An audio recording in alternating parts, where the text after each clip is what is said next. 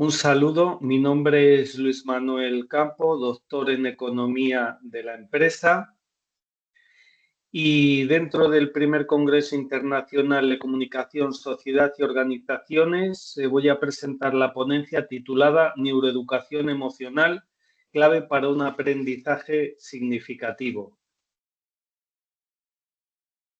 Bien, la educación tradicional se ha basado en unos parámetros, unos constructos muy estrictos, sobre todo fundamentados por la memorización, en la que si el alumno recuerda, entonces es que ha aprendido.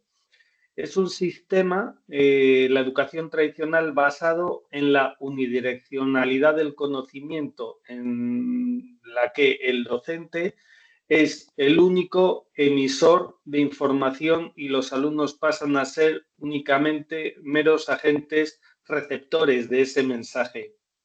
Otra característica es que aprender es simplemente acumular conocimiento. El conocimiento es estático, parte de premisas que el alumno ha de asumir como ciertas sin ni siquiera pararse a razonar sobre las mismas ni a interpretarlas. Otro de los puntos clave de la educación tradicional es que los exámenes son los que evalúan, califican al alumno más en base a la repetición que en base a la comprensión. Entramos en un sistema en el que el alumno aprende para el examen y olvida justo después de salir del examen. Este sistema genera estrés y ansiedad, un hecho que la neurociencia nos dice que inhibe funciones cognitivas superiores, por lo que el alumno no está en las condiciones más favorables para poder aportar o dar lo máximo de sí mismo. Obtener una calificación alta en estos exámenes no implica saber aplicar lo aprendido, significa únicamente mucha capacidad para retener información, pero la información en sí misma no sirve de nada si no es para aplicarla. Por lo tanto, la educación tradicional parte de un modelo de memorización, transmisión unidireccional y evaluación repetitiva que genera un aprendizaje superficial y efímero. Solo lo que se vive emocionalmente deja huella en el conocimiento. Sin embargo, la educación emocional parte de otros preceptos, de otras premisas, partiendo de la base de que las emociones condicionan la receptividad y la motivación. Una emoción positiva implica varios hechos o acontecimientos que suceden en nuestro cerebro, como por ejemplo que la amígdala detecta un estímulo relevante. Esa detección temprana, teniendo en cuenta la amígdala como un sensor, lo que hace es provocar una liberación de dopamina. Esa liberación de dopamina lo que hace es reforzar el placer por aprender. Y ese placer permite, esa emoción positiva permite que el hipocampo consolide todo ese conocimiento dentro de su memoria a largo plazo. Sin embargo, las emociones negativas suponen un bloqueo cognitivo, una evitación del aprendizaje y una distracción constante. Un contenido podrá ser relevante, pero si no conecta emocionalmente, el cerebro no lo prioriza y se olvida con mayor facilidad.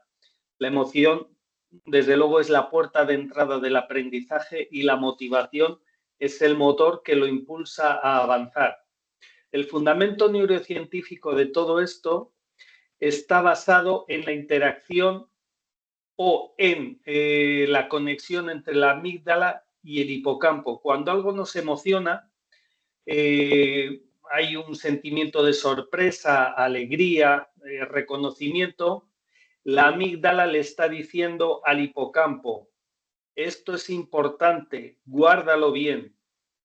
Por eso recordamos con mucha más facilidad a un profesor que nos motivó. Hemos podido tener muchos profesores, algunos de ellos muy buenos, pero siempre va a haber alguno que por algún hecho que nos provoca un sentimiento concreto lo vamos a recordar de una manera muy claramente diferenciada. Recordamos también mejor las experiencias compartidas, todo aquello que vivimos en compañía, las tareas que son significativas, aquellas que nos aportan un gran valor o un gran reconocimiento o sensación de logro. Y también somos capaces de recordar mejor aquello que nos obligó a superarnos a nosotros mismos, que nos provocó una emoción de satisfacción y de plenitud. En cambio, lo que no nos emociona se olvida con bastante facilidad. Por lo tanto, el aprendizaje no depende únicamente del contenido, sino de cómo el cerebro del estudiante se siente frente a ese contenido. El impacto en el aula de las emociones positivas es evidente. Por un lado, obtenemos una mayor atención por parte de nuestros alumnos. La justificación es muy clara. La neurociencia nos dice que se activa la corteza prefrontal, que es clave para la toma de decisiones, la planificación y el control de la atención. El alumno quiere estar presente y quiere aprender. Hay una emoción positiva que le vincula a la clase y al proceso de generación y de asimilación de conocimiento. Otro de los elementos importantes que se perciben en las aulas con emociones positivas es que la memorización es mucho más efectiva. Cuando algo nos gusta, nos divierte o nos emociona, tenemos que ser conscientes que el cerebro libera dopamina. Esta dopamina excita el hipocampo que consolida la memoria y las conexiones neuronales se fortalecen. Donde hay emoción, hay recuerdo. Y el tercer punto importante hace referencia a la seguridad y pertenencia del alumno al grupo, a la comunidad, lo que va a redundar en una mayor implicación, porque el alumno se siente protagonista. Esto reduce la ansiedad y el miedo al error, aumenta la participación, fomenta el compromiso con la tarea siempre dentro del aula. Por lo tanto, podemos decir que un aula emocionalmente segura es un aula cognitivamente activa.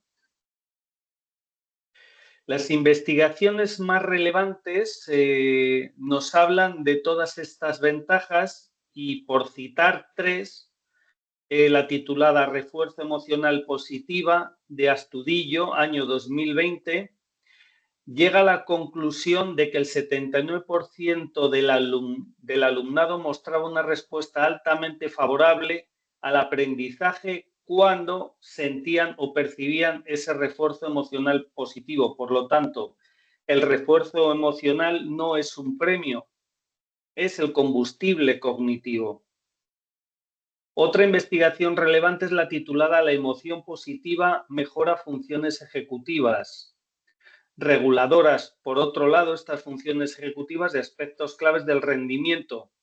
Aquí el autor Fernández Pinto en el año 2015 nos dice que mejora el control de la atención por parte del alumno, la planificación y la toma de decisiones y la gestión de la memoria de trabajo.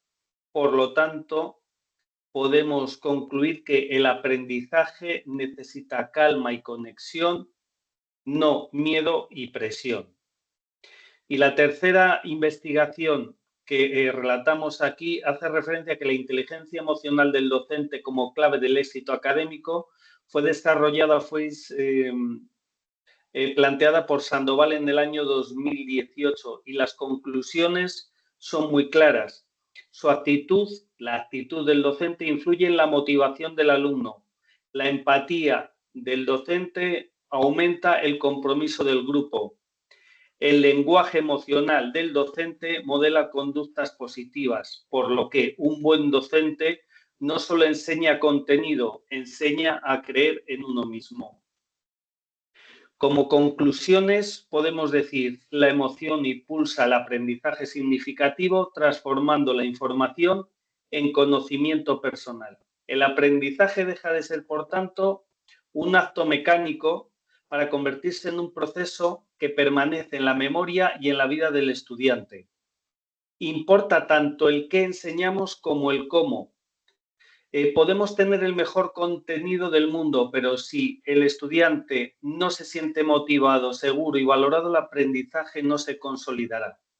El reto, por lo tanto, es generar entornos motivadores y efectivos. Y la misión del docente es evidente: diseñar experiencias que inspiren curiosidad, crear vínculos positivos en el aula, validar y reconocer el esfuerzo y convertir el error en parte natural del aprendizaje.